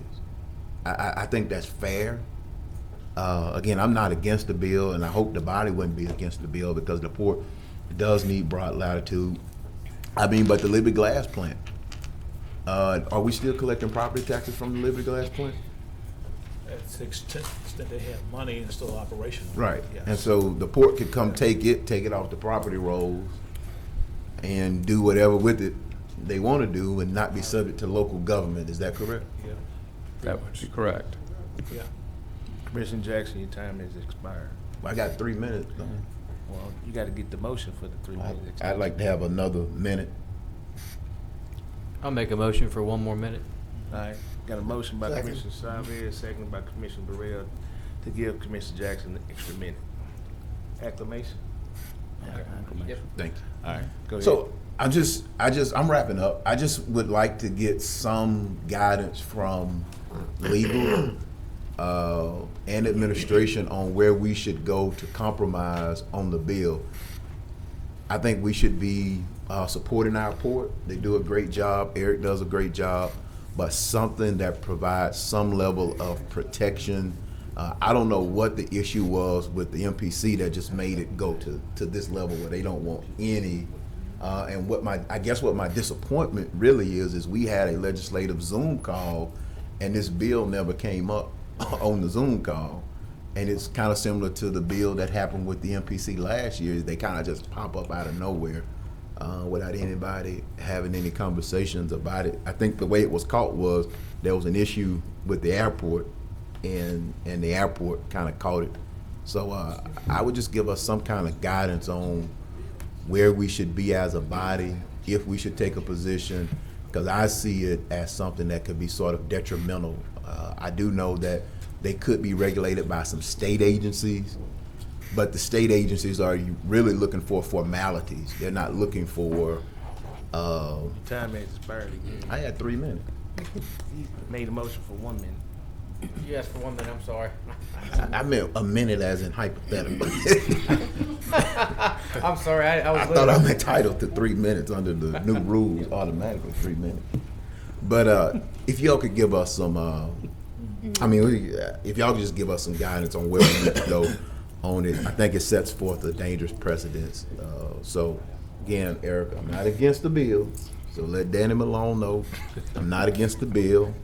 I don't think it matters if I was against the bill. Are you I don't closing? think it would matter. It does. Are you closing? Because you only had a minute.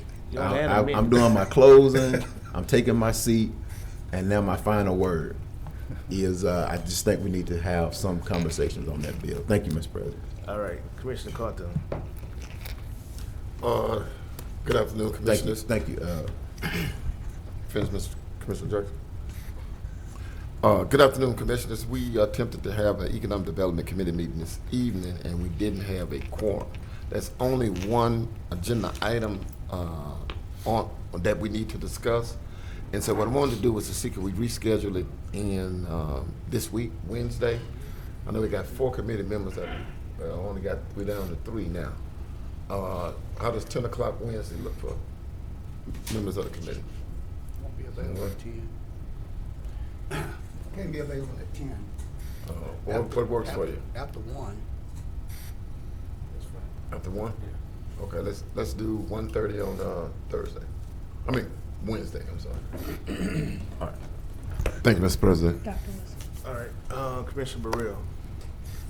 Oh, I think, Mr. Chairman, it's just more of an announcement than anything else. As you know, our state fair is going on right now in District 5, and in the district, I'd like to invite all of you out. If you need any tickets, I'm sure I can get some if it doesn't go against the ethics code. I know Mr. Settle's out there. I want to make sure that it doesn't fly in the face of the ethics code. I have some I can give them away.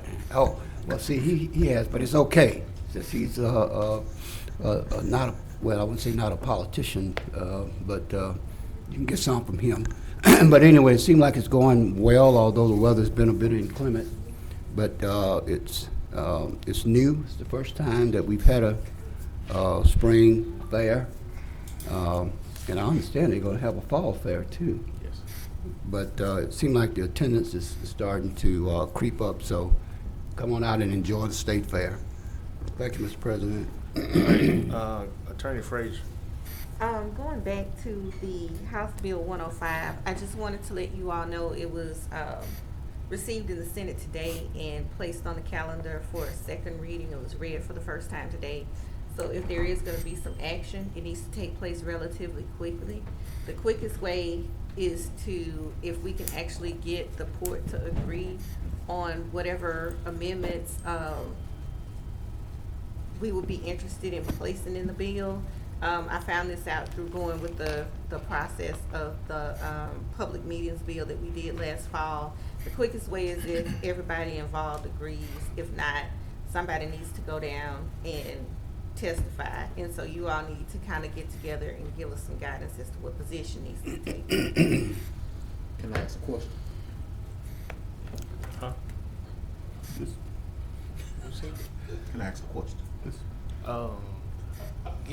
board, so that way, I don't offend Commissioner Burrell. So you Because I will. made him get on the board. That's right.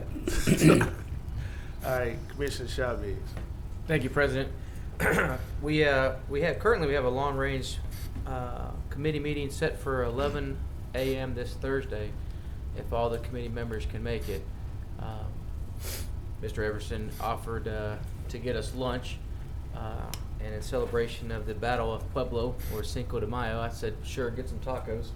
So if you guys can make it 11 a.m. on Thursday, we'll have our long-range meeting. We're going to get the Regular report tacos or from... street tacos? What's that? Regular tacos or Some street tacos, guys. Come on. If I'm the chair, we're getting street tacos. I saw Lynn here, Miss Stevens from Goodwill. I think she left, but they're having two things this week. I think it's important to note. Tuesday is a hospitality job fair, May the 4th at LSUS. There's a lot of help wanted ads everywhere that I see. Everyone's looking for employees. They're going to have another one for retail employees at the Goodwill store this Thursday. So the 4th is at LSUS, the 6th is at the Goodwill store. And I hear a lot of people complaining that it's hard to get employees because of unemployment. And I see a lot of propaganda online. So I wanted to kind of clear that up in regards to the unemployment from the state. The state will pay up to $247 a week, and the federal government is paying currently $300 a week up until September the 6th. So that equates to $547 a week. So for all the employers out there, if you're having trouble maintaining or retaining employees, $547 is the magic number to look at. But I think one thing that a lot of people that are on unemployment don't realize is that they are going to have to pay taxes on that unemployment that they're getting, which is, my calculations at about 30% is $164.10. So even though your take-home pay currently is $547, it's really only about $382. So that's something also for the employers to consider. Other than that, that's it, President. Thank you. Dr. Wilson? Oh, she just got back in. I'm sorry, Ms. Stevens. I wanted to talk about what you guys were doing for Goodwill, and I knew that you had some comments to make. But I guess if you, President, we can let her go under citizens' comments for. Okay. Yeah. Hang tight one moment, Ms. Stevens, and Suspend the we'll get rules, you on there. make the motion to suspend the rules? I'm already speaking, guys, but if you allow me to make that motion, I will. Well, somebody else make the motion to suspend the rules. To Motion allow- to suspend the rules? Second? It's been moved by Commissioner Carthon, seconded by Commissioner Chavez to suspend the rules to allow Ms. Lynn Stevens to speak on Goodwill Industries. Thank you, Commissioners.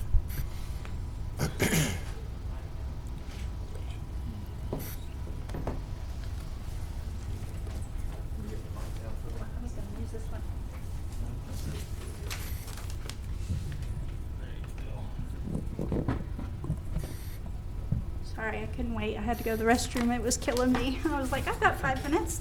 No, I didn't.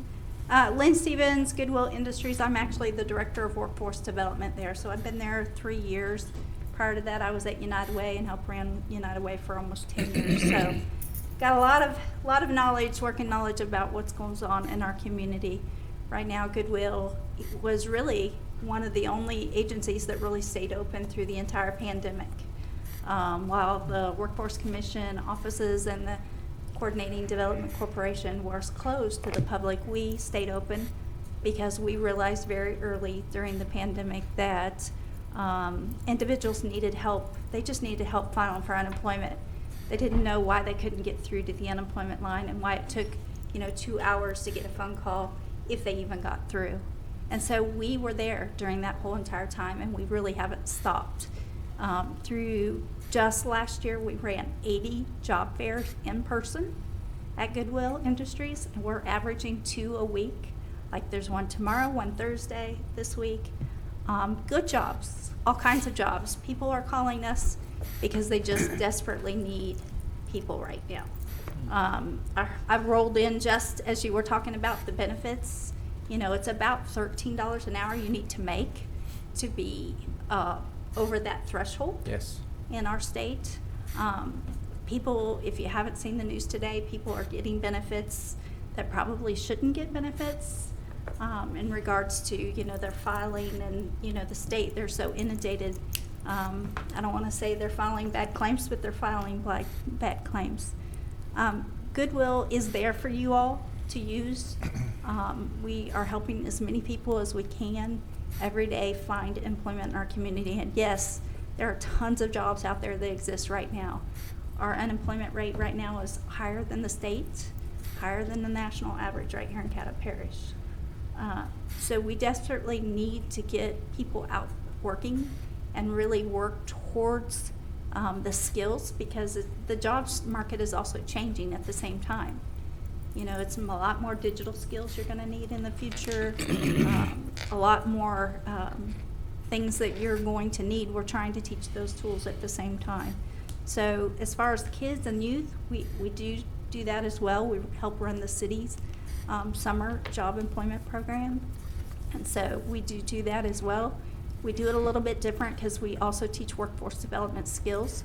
So I call them life skills, because it's things that you learned and I learned as from my parents and your parents about not only gaining a job but maintaining a job. And I think that's a critical component.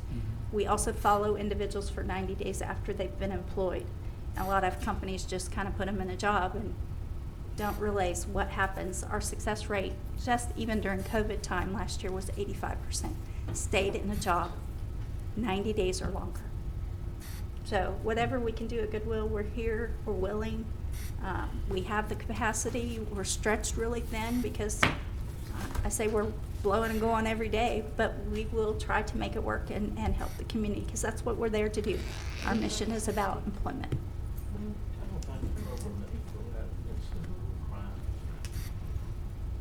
He wants me to talk about the Life Launch program. Life Launch is a program for youth 18 to 24 that have some kind of criminal involvement. It doesn't have to be major. It can be marijuana, it can be truancy, it can be all kinds of things. And it's a fabulous program. It's a Department of Labor grant that we were able to obtain. We're 1 in 5 in the country. And it gives me dollars to not only help them find employment, but really give them the skills. So I can pay for them to go get forklift training. And then I can place them right into a forklift job, making $15, $16 an hour. We did a Module X job fair last Thursday. We placed almost 20 people, making $16.50 an hour, because some of those kids got those credentials they needed. It's a great program. We've got it about another year. I have about 100 youth that we're going to be able to touch and maintain, and these are the people that we know, unfortunately, are probably out running our streets and getting in trouble and shouldn't be. So are there any commissioners that want to ask questions to That's fine. Ms. Stevens? If so, please get on the board. I cleared it so I can make sure that I wasn't confused with communiques. Commissioner Burrell. Well, it's good seeing you again. We used to work on the same floor. But my question about Goodwill. Some people have the view of Goodwill jobs as being just minimum wage, but you have a various level, because you all have changed quite a bit from the way it used to be. It used to be mostly service jobs and that type of thing. Yeah, so our model has definitely changed over the years, and that was one of the things why I went to work with me. They said I could change it and make it what I wanted. We do serve the hardest of the hard, though. These are people that really can't work. They can't really walk into the Workforce Commission and, they say, there's the computer. They really don't have the skills to even hop on the computer to even know how to look for a job. But we have a lot of different, what I call disabilities or disadvantages. So there's a lot of people that, and if you look around the room, we all probably have some disadvantage or some disability anymore. And we work with a lot of different companies. So it's not just the service industry. We get a lot of people, though, placed, and service industry is really important to our community. But we do work with Dittos and Ron Pack, and we're helping a lot of different bigger companies nowadays. Well, when I see your advertisement, I'm very familiar with Goodwill Goodwill advertisement, but somehow I missed the part of you all dealing in various jobs that people would be interested in. Right. Kind of look at Goodwill sometime as Everybody thinks we're a thrift store. Yeah. Well, it's a social enterprise, so we actually use our thrift stores to train people in. So if you haven't had a job, we're gonna test the water to teach you how to clock in, how to clock out, how to show up on time. Do you know how to ride the bus to get to work on time? So there's a lot of tools we use our stores for. We tell people we're the only company that likes turnover, because that means we're doing our job. We're training them up to the next job. All right, thank you, Mr. President. Mr. Chavez. Thank you, Commission President. I would encourage any commissioner that has not taken the tour to go with Ms. Stevens. It's incredible. Most people do think it's just a thrift store, but when you go there, you can see the cubicles that they set up. Because when somebody shows up and they ask them to fill out a resume, and they say, I don't know how to fill out a resume, then they have somebody sit down with them and guide them through creating their own resume. And they do the entire process, and it's very cool. Not just is it a front-facing retail store, but they get people involved for today's society. For instance, they have an e-commerce side where they have people in the back office that actually take pictures, post things online, run an entire bid process just like eBay. And they really teach people how to get a job in today's society, so I like that. Ms. Stevens, you mentioned that thing about the Life Launch. It's Life Launch? Mm-hmm. It's just one of our many programs. We run 18 different programs right now, all in workforce development. How much funds do you have currently for that? For Life Launch, it was $700,000 over 3 years, Department of Labor grant. Dr. Wilson, can we see about setting up something similar to, I know Commissioner Jackson and Commissioner Watts were big on the expungement summit, where we could set up something at the Juvenile Justice Center at 18 to 22 or 24. That's the perfect age where we can find our juvenile and funnel them into a program to get them these jobs that they need. Perhaps we can work out something like that.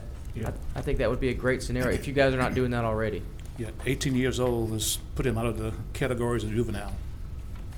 What I'm To saying 17. is 18 is a good start, because 17 is, next in line is 18. Right. So- I mean, no It'd be a 18-year-olds good in a juvenile pathway. center. I understand your concern, but it would be a good pathway, because if they're already in the system, they're probably Oh. gonna stay in the system. Yep. Hate to say it. Okay. Everything, yeah. That's all. Thank you, President. Okay. Commissioner Jackson. Probably a rhetorical question here, but have y'all had a chance to meet with our juvenile staff? I didn't see Clay, but I see Mr. We actually do job training at Caddo Juvenile. That's Right. one of our programs.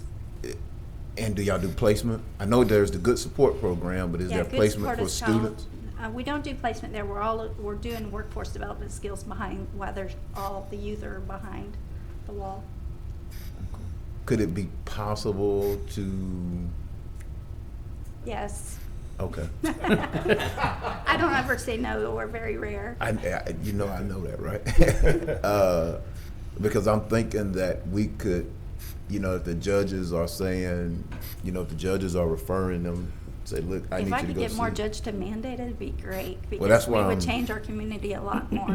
Well, we're trying to set this up, is to say, look, we need you to do this, and I know, Dr. Wilson, y'all had that meeting with the judicial administrator over at the district court over here to get them, or the DA.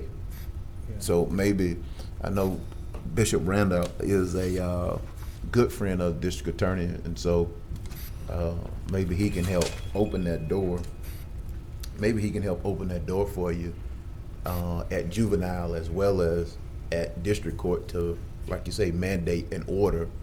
Because I know the judges have the discretion to be able to order those individuals as well as parents. Right. Because we do have courts at juvenile that deal with parents, and a lot of these young parents, they may have aged out at 17, Commissioner Chavez, but you have parents that are 18, 19 years old that the juvenile judge can order that parent.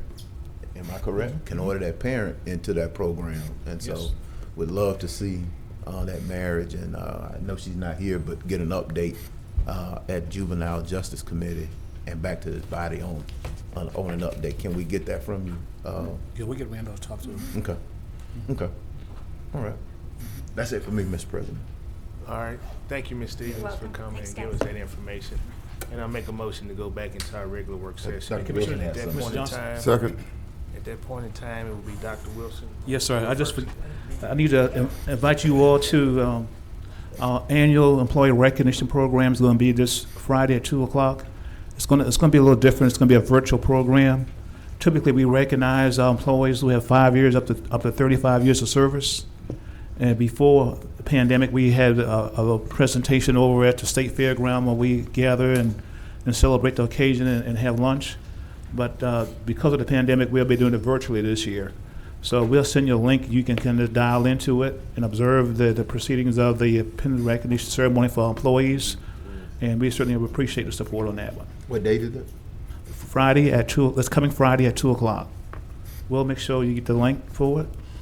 You can just dial in and see the employees receive their awards virtually. So it's going to be a first of its kind, so we're going to see how this thing go. Okay, But thank you. Appreciate it. all right.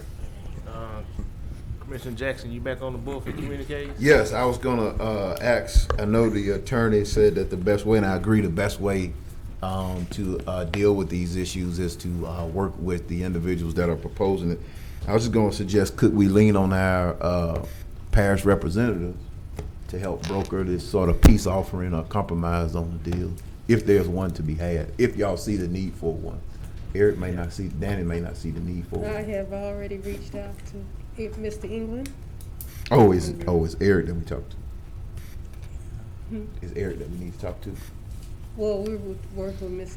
Eric and Danny to talk about Yeah. any compromise that could be had on that particular bill. So the only- Yeah. Only concern you have with residential. Yeah, I would like to, Issues. at some point, get to see what compromise, because I imagine the bill can pass, but I'd imagine what we need to try to do is figure out what compromise can be had. It's just a concern that non-elected representatives would have more authority in zoning and more leeway in zoning than elected representatives. Well, Aren't we Commissioner- zoning something for the school board soon? Okay. Yeah. Well, considering we are appointing authority, I would I think they will listen to us. suspect that they would hear us out. Yes. At least for now. After, if the bill passed, they don't have to. Well, No, I mean, you're Well, still you know, appointing it's kinda- authority, then you don't it's lose kinda that. hard to imagine they would go to a non-conforming use and try to put a commercial product in a non-commercially zoned area. Oh, I agree. I don't think they would. My issue is not them. My issue is the bill. Oh, okay. It's not them, it's the bill. Okay. And because they're gonna go on about their business 15, 20 years from now. Yeah. It's what's in place when none of us are here. Right. And so, like I said, my issue, I think they're great folks. My issue is, how can we make the bill and protect neighborhoods and Future. protect the integrity of zoning? Not make it difficult for anybody to zone anywhere, but how can we protect where people live, the taxes that pay to fund the port? Because if the tax base diminishes, then there will be no port. So hopefully we can lean on our representatives to get with the MPC to broker that sort of agreement or compromise, if one can be had. Thank you, Mr. President. All right. Seeing no one else, next item. Next item is the president's report. I'll save it to Thursday, do the time. All right, and that brings us just to citizens' comments, late arrivals, We already addressed that with Ms. Stevens. and we haven't received any other requests for citizens' comments at this point. All right. Move to adjourn. Second. Meeting adjourned. I like that flow.